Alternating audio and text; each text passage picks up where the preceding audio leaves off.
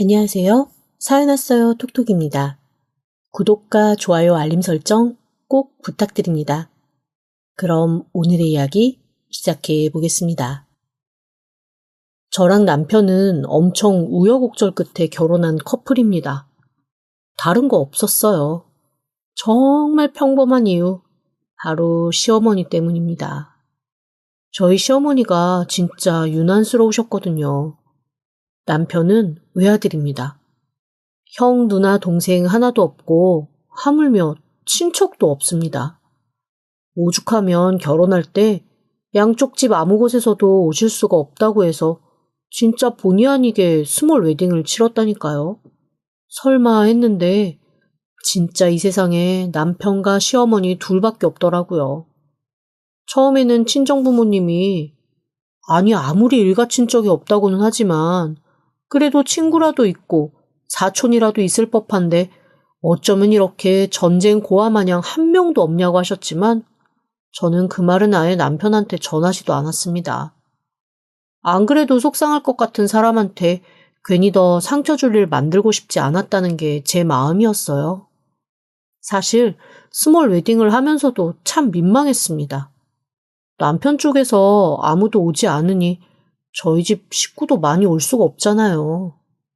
친척들이 아니 무슨 결혼식을 그렇게 스파이 모임하듯이 몰래 하냐고 우리가 가서 뭐 깽판이라도 치냐고 험한 소리 하시는 분이 있을 정도로 저희도 진짜 아무도 부르지 않았습니다. 제 결혼식은 저와 제 여동생, 엄마 아빠, 그리고 시어머니와 남편 이렇게 참여한 게 전부였어요. 웨딩드레스 입는 것도 민망해서 그냥 하얀 원피스 입고 앉아서 식사하고 끝냈습니다. 나중에 지인들과 회사 사람들, 친인척들한테는 축의금도 받지 못한 채 결혼했습니다라는 말과 함께 오히려 선물을 보내느라고 돈은 돈대로 들고 수금은 못하고 아주 난리도 아니었습니다. 솔직히 아무리 스몰 웨딩 하지만 우리나라 결혼이 어디 그런가요? 서로 적당히 다 주고받는 문화가 있기 마련인데 저는 진짜 그 누구도 하지 않은 진정한 스몰 웨딩을 했던 셈입니다. 사실 그것 때문에 결혼 전에도 몇 번 남편과 트러블이 있었지만 사실 문제는 그 이후 결혼을 한 다음부터 더 커졌어요.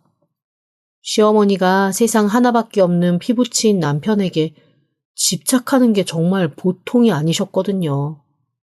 그런데 저도 또 성질이 그냥 참고 넘어가는 성질은 아닙니다. 그때마다 남편을 드자비하고 시어머니한테 못된 며느리 소리 들을 거 각오하면서 들이받으면서 살았고 결혼 후 3년 정도 지났을 때 비로소 평화를 찾았습니다. 제가 시어머니의 길을 누르기 위해 했던 행동들을 주변 사람들이 들으면 진짜 저한테 천하의 기센 며느리라는 얘기를 엄청 많이 해요. 남편의 전화기에서 아예 시어머니 번호를 차단해 버린 적도 있었고요. 시어머니가 무작정 찾아오셨을 때 끝까지 집 대문을 열어주지 않고 남편한테 문 여는 순간 너는 나랑 이혼이다 라면서 이혼서를 현관 앞에 놓고 대치한 적도 있었습니다. 물론 제가 심했다는 걸 인정합니다. 그런데 그러지 않으면 정말 저희 시어머니 물러날 사람이 아니었거든요. 아니 누가 밤 11시에 무서운 꿈 꿨다고 자기 혼자서 도저히 못 자겠다고 같이 와서 자달라고 장가간 아들한테 전화를 합니까? 그것도 1시간 거리에 살고 있는 아들한테 말이죠. 이거는 초장부터 완전히 단단히 버릇을 좀 제대로 드려야겠다라는 생각이 들어서 제가 아주 작정하고 시어머니와 기싸움을 했습니다. 그렇게 3년 뒤 저는 결국 이겼어요. 시어머니가 아예 대놓고 앞으로 너희 삶에 일절 참견하지 않겠다. 나도 좋은 사람 만나서 연애할 거다 라고 선언하셨거든요. 시어머니가 그렇게 마음을 바꾼 것을 알고 의외로 남편도 엄청 좋아하더라고요. 사실 주변에서 그런 말이 많았거든요. 손뼉도 마주해야 소리가 난다며 어머니 혼자 그러는 거는 아닐 거라는 말이었죠. 야, 내가 볼 때는 네 남편도 똑같은 사람일 것 같은데 기분 나빠하지 말고 들어. 보통 엄마들이 그렇게 집착하면 일반적인 아들은 귀찮아하고 짜증을 낸다고? 그런데 네 남편은 그게 아니라며. 그게 제일 이상해. 엄마를 귀찮아하지 않은 아들이라니. 유니콘이니? 워낙 효자라서 그렇지 뭐. 둘만 함께한 세월도 길고. 그리고 그 사람도 귀찮아해. 내가 일일이 전하지 않아서 그렇지. 그렇게 말을 하면서도 솔직히 찜찜한 건 있었습니다. 남편이 가끔 자기 엄마 얘기 나오면 침묵을 지키는데 제가 느끼기에는 그 침묵이 매정한 저에 대한 반항 같았거든요. 본인은 아니라고 펄쩍 뛰었지만 말이죠. 그런데 시어머니가 연애할 거다, 새 인생 찾을 거다 라고 했을 때 좋아하는 모습을 보니 그동안 제가 오해를 한 건가 싶기도 하더라고요. 남편은 한결 편안해진 얼굴로 제게 말했습니다. 드디어 엄마가 자기 삶을 찾기로 해서 이제야 우리의 진정한 신혼이 온다고 말이죠. 정말로 시어머니는 그로부터 한 6개월 정도는 설마 어디서 고독사로 돌아가신 게 아닐까라는 생각이 들 정도로 아무런 기척도 없고 연락도 없이 사셨습니다. 오죽하면 제가 남편한테 시어머니 이상한 남자한테 걸려서 혹시 어디 감금되어 있는 거 아닌지 한번 전화나 해보라고 제가 먼저 얘기를 했을 정도니까요.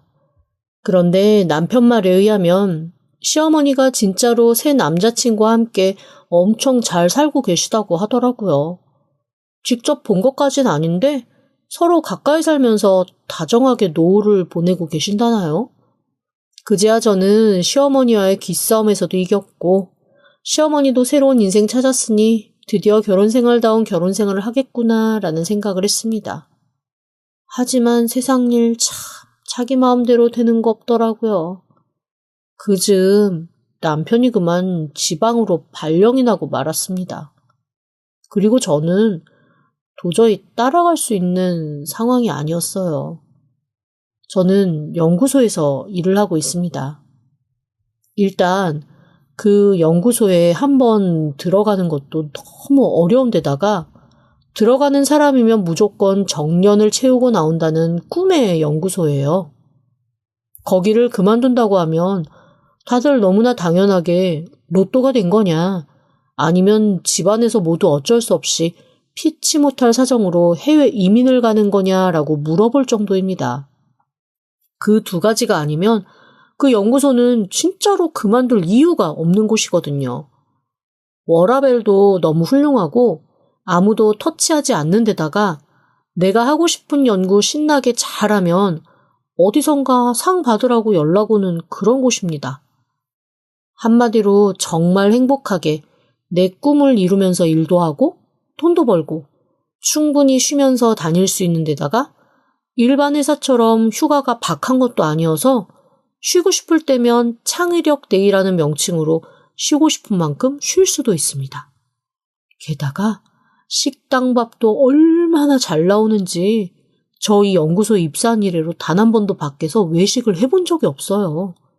연구소 출입증만 있으면 가족과 지인까지는 같이 먹을 수 있게 되어 있거든요. 연구소 내부 비밀스러운 공간으로 들어가진 않으니까요. 게다가 주말에도 저녁까지 남아서 연구하는 연구원들을 위해 식당이 운영을 한단 말이죠. 친구들이며 연애 시절의 남편이며 무조건 저는 연구소 식당으로 데리고 가서 밥을 먹었습니다.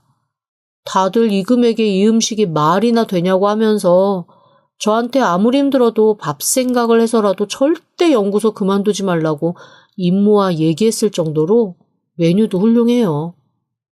그래서 저로서는 남편이 3년, 5년 정도 한정된 기간 동안 지방을 내려간다고 해서 따라 내려갈 이유가 조금도 없었습니다.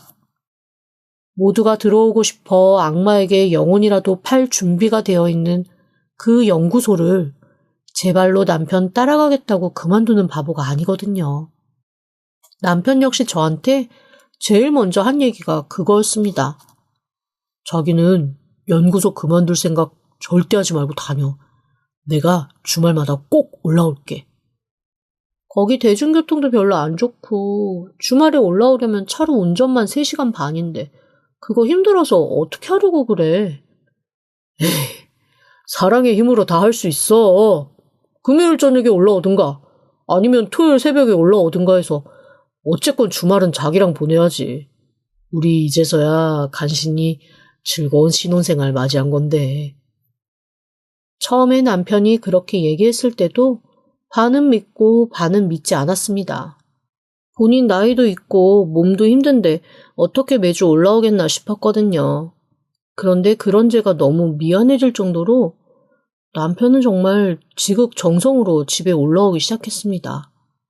그리고 주말 내내 진짜 저와 꼭 붙어서 한시도 떨어지지 않아 오히려 제가 주말에 피치 못할 일정이 생겨 남편을 혼자 두게 되면 그게 미안해서 안절부절 못할 정도로 남편은 지극정성이었어요.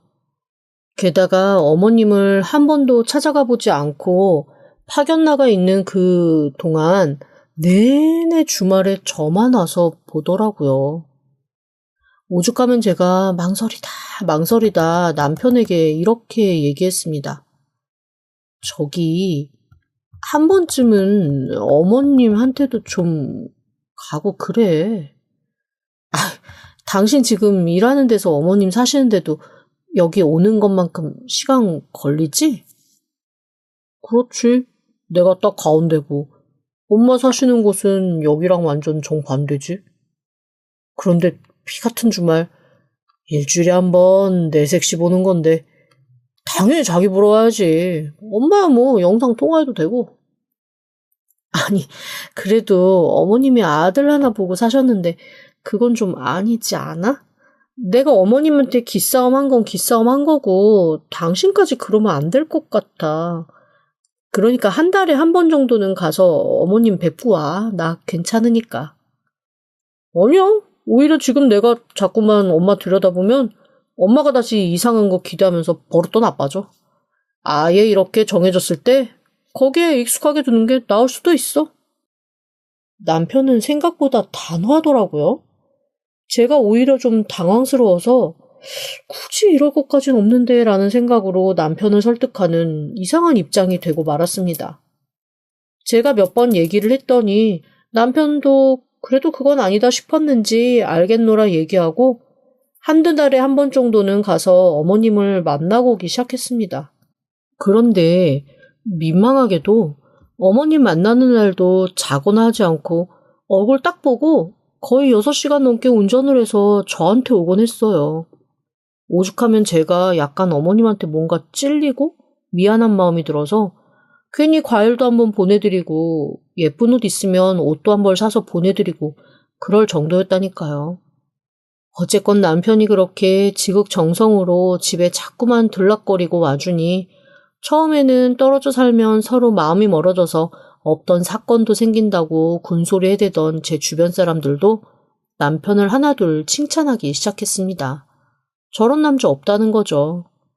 무슨 복으로 그렇게 마누라 좋아하는 남자를 만났는지 모르겠다며 어쨌거나 저를 다들 부러워하는 종류의 얘기이긴 했어요.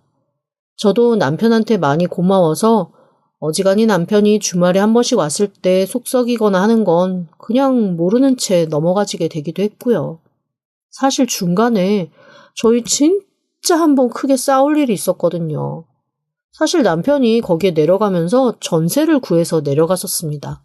그런데 얼마 뒤에 저한테 몹시 머뭇머뭇하면서 이런 고백을 하는 거예요. 저기 사실은 나 그 집 월세로 살고 있어. 어? 당신 전세 얻는다고 돈 4천만 원이나 가져갔잖아. 그런데 왜 월세를 살아? 거기가 그렇게 비싸? 아이, 그게 아니고 내가 전세 사기를 당했지 뭐야. 뭐라고? 아니 어쩌다가? 그리고 그걸 왜 이제 말해? 그러면 이때까지 계속 월세로 돈을 내고 있었던 거야? 그래서 당신 그렇게 맨날 돈이 없다 그랬던 거야? 미안해. 어떻게든 혼자 해보려고 했는데 월세가 거기가 그렇게 싼 편은 아니어서 내가 이때까지 이제 혼자 버틸 만큼 버티긴 했는데 더 이상은 좀 힘들 것 같아. 그래서 말인데 앞으로 자기가 조금만 나를 도와주면 안 될까? 얘기를 듣는데 기가 탁 막히더라고요. 아니, 전세 사기를 당한 것도 어이가 없는데 저한테 소위 말해 자기 먹고 살 돈을 좀 해달라는 거잖아요. 사실 제가 연구소에서 받는 돈이 생각보다 큽니다. 그래서 저희 집은 살림하는 대부분의 비용은 제가 버는 것에서 쓰고 남편은 딱 저희 노후를 위한 돈 모으는 거, 그리고 어느 정도 어머님한테 생활비 보태드리는 거, 그리고 자기 용돈 그 정도만 하고 있어요.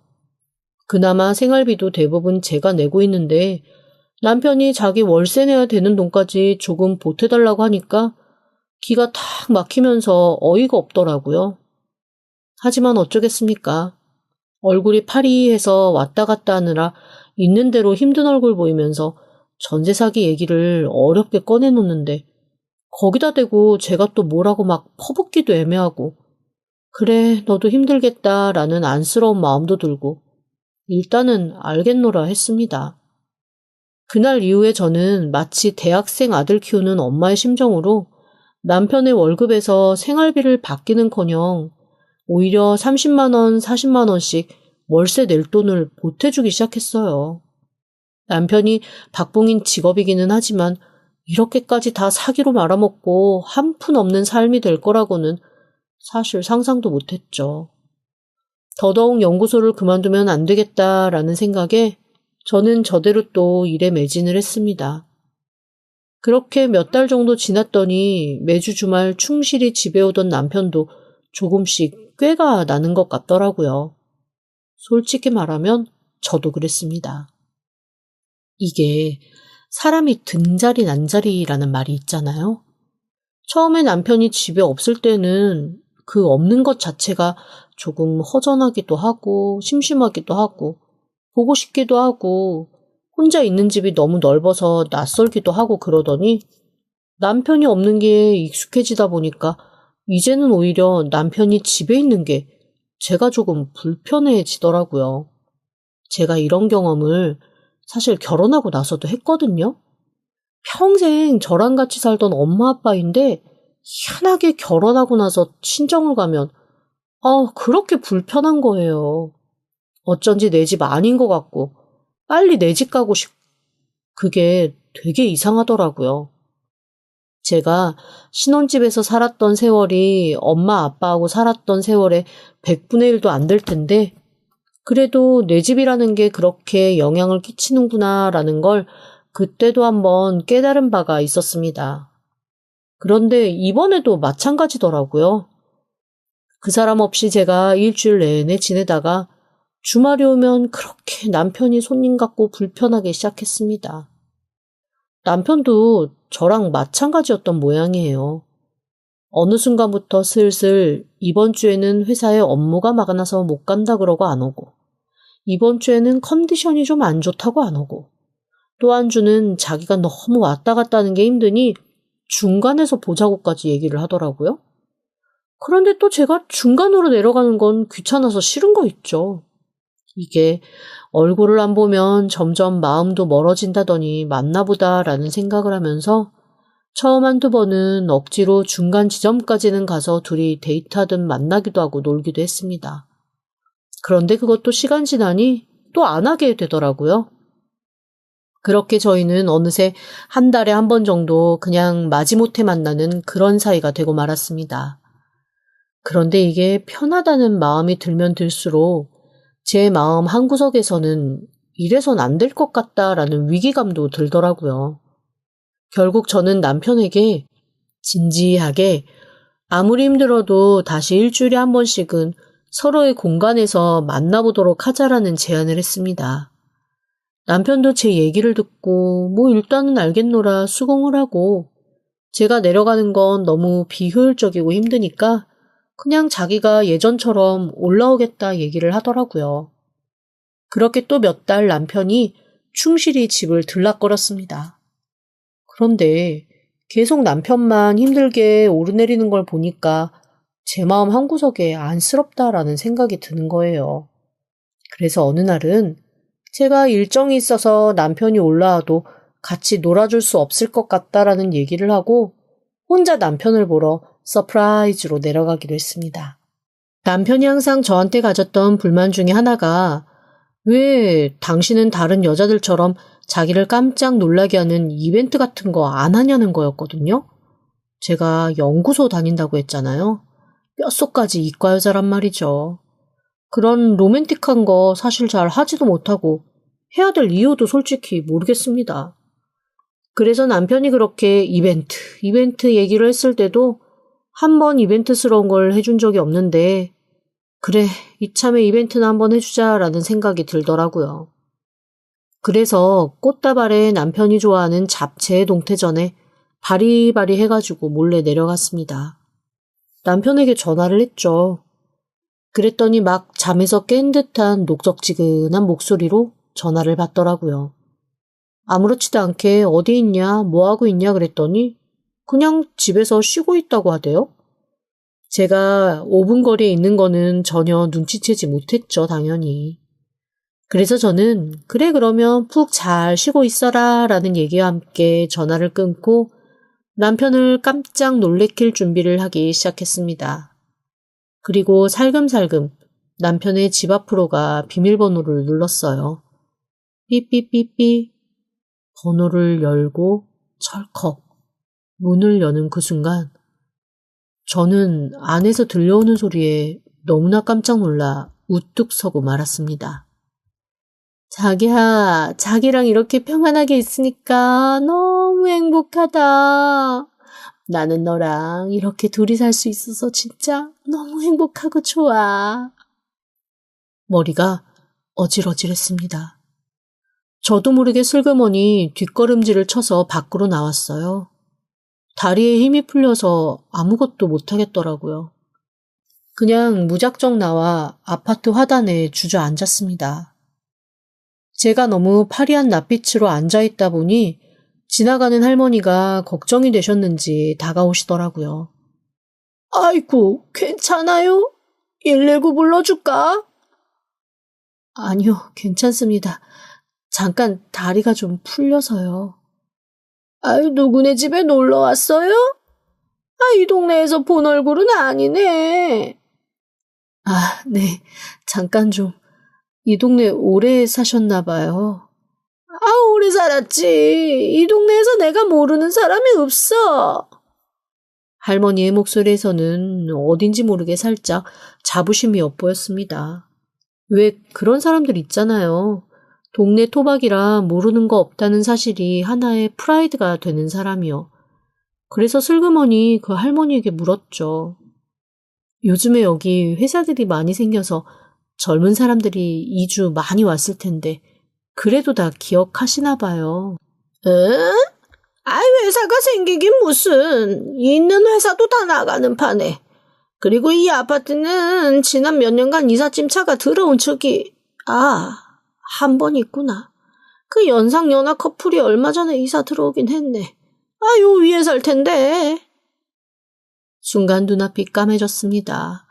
그 연상연하 커플 중 연하를 담당하고 있는 남자가 제 남편이라는 확신이 확 올라오더라고요. 그때부터 또 숨이 쉬어지지 않아서 헉헉거렸더니 그 할머니가 이상하다던 듯 저를 보다가 화들짝 놀라서 물어보셨습니다. 응? 설마 그 집이랑 관련 있는 거? 그런 거야? 저는 아무 대답도 못하고 눈물만 흘리며 고개를 끄덕였습니다. 눈치 빠른 할머니는 한숨을 푹 쉬며 저를 바라보다가 갑자기 제 등짝을 훅 내려치셨어요. 깜짝 놀랐죠. 왜 그쪽에 여기서 그렇게 눈물을 빼고 있어? 진짜 본처 맞아? 네. 여기로 발령나서 내려왔거든요.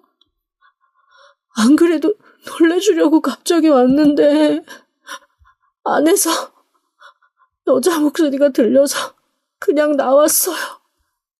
아이고, 못났네, 못났어.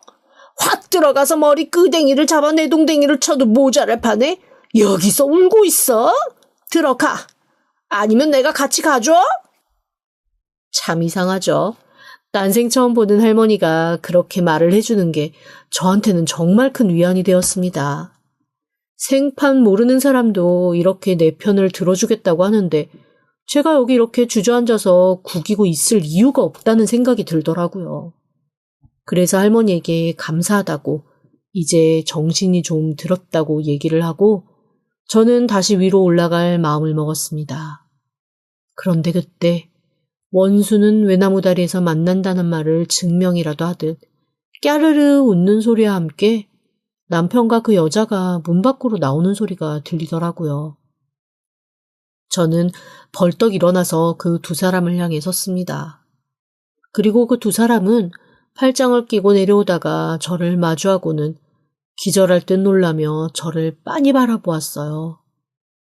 할머니도 그제서야 이 상황이 무슨 상황인지 눈치를 채신 듯 도끼 눈을 딱 하고는 그 둘을 번갈아 가면서 보기 시작하셨습니다.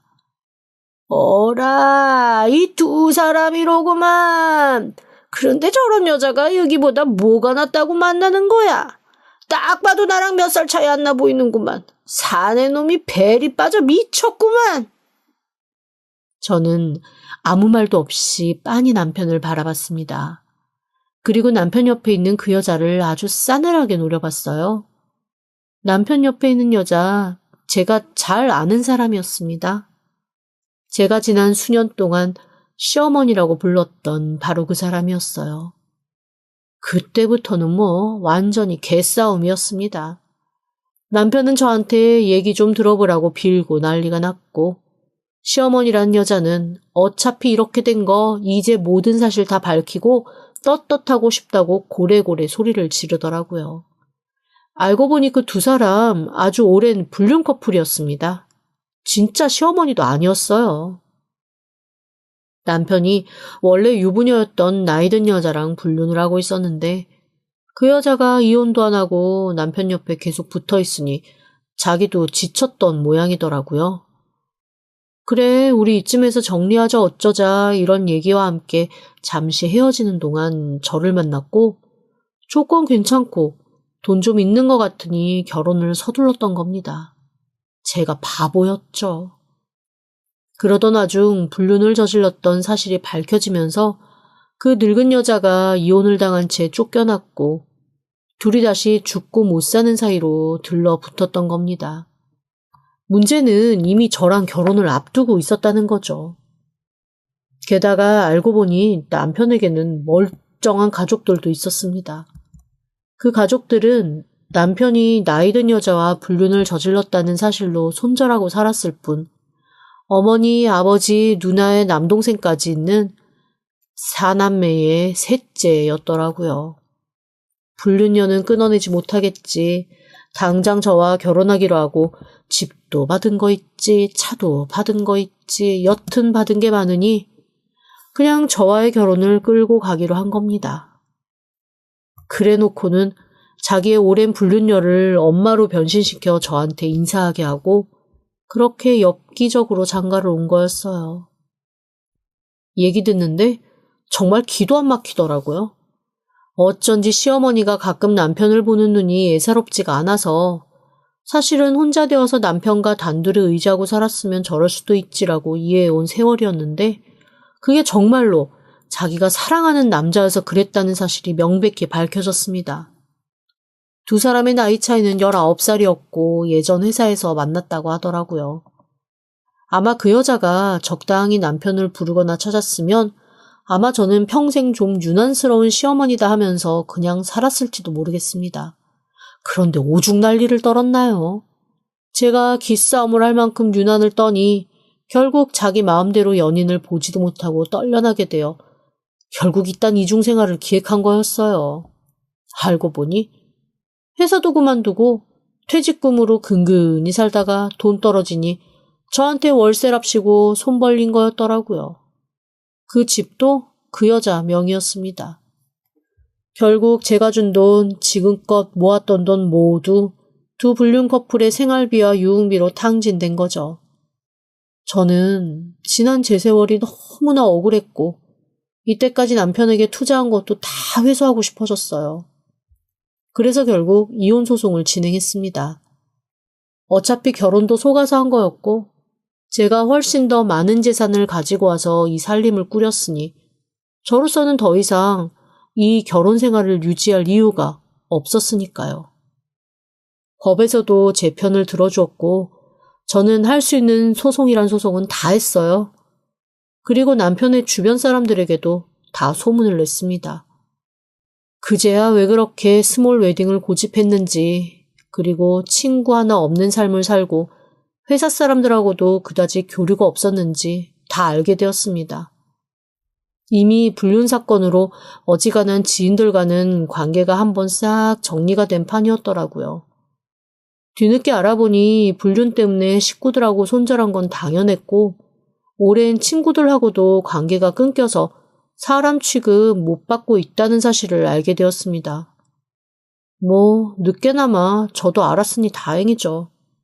저는 남편에게, 아니 전 남편에게 그동안 제가 들였었던 돈까지 싹 위자료로 받아내고 손해배상 청구도 했습니다. 그리고 시어머니라고 알고 있었던 그 여자한테도 손해배상 청구를 진행하려고 준비 중이에요. 자기는 잘못한 게 없다고 버팅기는 그 못된 심보를 단단히 뒤집어 엎을 요량이랍니다. 어쨌건 결혼하고 시어머니와 기싸움했던 그 세월이 너무 어이없기는 하지만 아이 생기기 전에 지금이라도 싹 다 정리가 돼서 다행이라는 생각뿐입니다. 두 사람이 깃들어 있던 그 지방 아파트까지 싹 다 뺏을 계획인데 다 정리되면 가차없이 관계도 끊어버리려고요. 사실 자존심도 좀 상하고 우울하기는 하지만 그래도 최대한 열심히 기운을 내보려고 합니다. 적어도 악인의 말로는 제대로 봐야 하니까요. 지금까지 들어주셔서 감사합니다. 구독과 좋아요, 알림 설정은 사연왔어요 톡톡에게 큰 힘이 됩니다. 지금 바로 구독 부탁드립니다. 그럼 다음 사연으로 또 찾아오겠습니다. 감사합니다.